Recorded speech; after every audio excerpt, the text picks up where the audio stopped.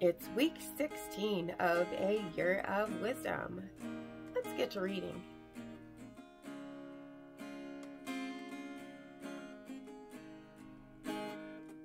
Day 112.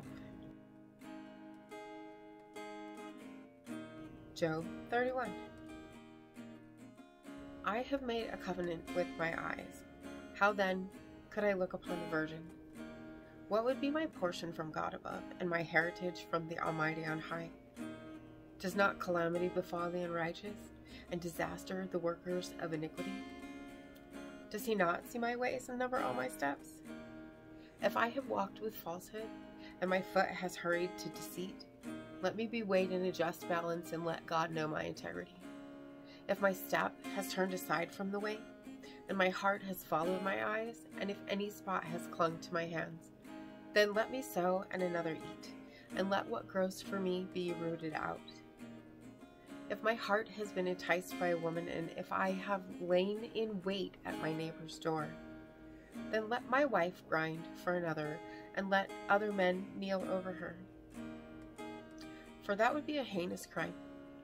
That would be a criminal offense. For that would be a fire consuming down to Abaddon, and it would burn to the root of all my harvest.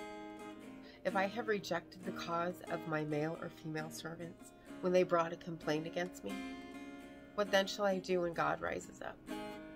When he makes inquiry, what shall I answer him? Did not he who made me in the womb make them? And did not one fashion us in the womb? If I have withheld anything that the poor desired, or have caused the eyes of the widow to fail, or have eaten my morsel alone, and the orphan has not eaten from it. For from my youth I reared the orphan like a father, and from my mother's womb I guided the widow. If I have seen anyone perish for lack of clothing, or a poor person without covering, whose loins have not blessed me, and who was not warmed with the fleece of my sheep, if I have raised my hand against the orphan because I saw I had supporters at the gate, then let my shoulder blade fall from my shoulder, and let my arm be broken from its socket.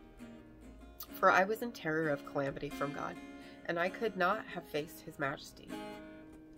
If I have made gold my trust, or called fine gold my confidence, if I have rejoiced because my wealth was great, or because my hand had gotten too much,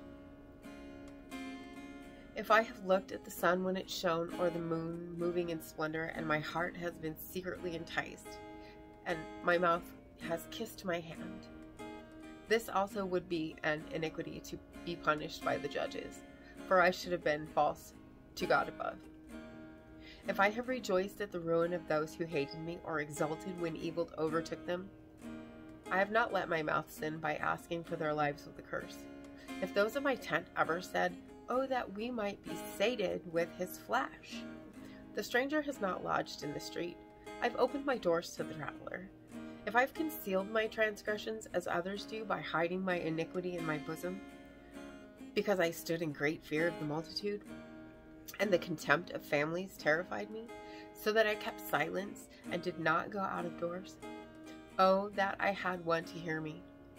Here is my signature, let the Almighty answer me. Oh, that I had the indictment written by my adversary. Surely I would carry it on my shoulder, I would bind it on me like a crown. I would give him an account of all my steps. Like a prince, I would approach him. If my land has cried out against me, and its furrows have wept together, if I've eaten its yield without payment, and caused the death of its owners, let thorns grow instead of wheat, and foul weeds instead of barley. The words of Job are ended. Proverbs 22. A good name is to be chosen rather than great riches, and favor is better than silver or gold. The rich and the poor have this in common: the Lord is the maker of them all. The clever see danger and hide, but the simple go on and suffer for it. The reward for humility and fear of the Lord is riches and honor and life. Thorns and snares are in the way of the perverse. The cautious will keep far from them. Train children in the right way, and when old, they will not stray.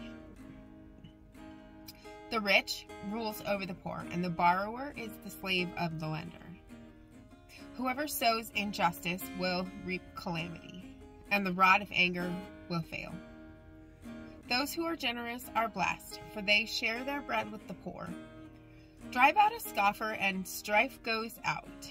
Quarreling and abuse will cease. Those who love a pure heart and are gracious in speech will have the king as a friend. The eyes of the Lord keep watch over knowledge, but he overthrows the words of the faithless.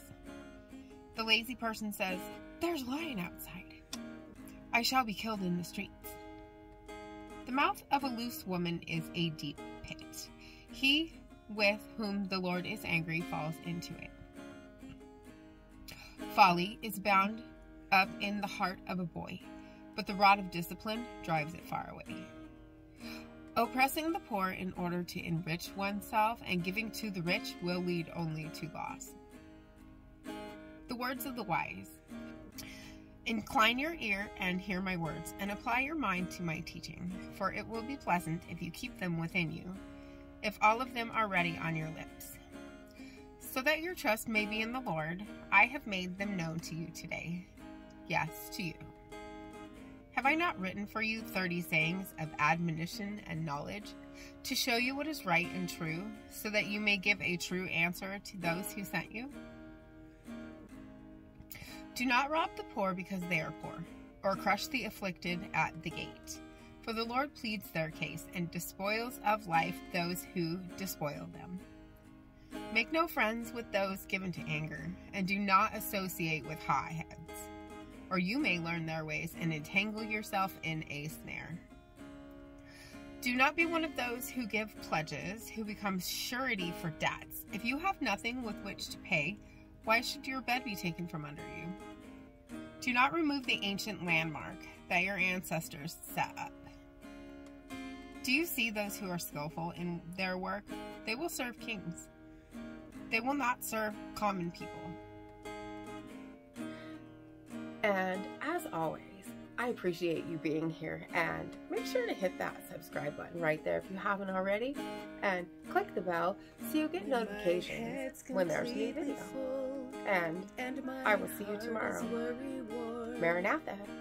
I know without a doubt you'll carry me out of the storm. I'm standing at the crossroads. I'm lost without a clue. I need a big pink neon sign to show me what to do. I thank you, Lord.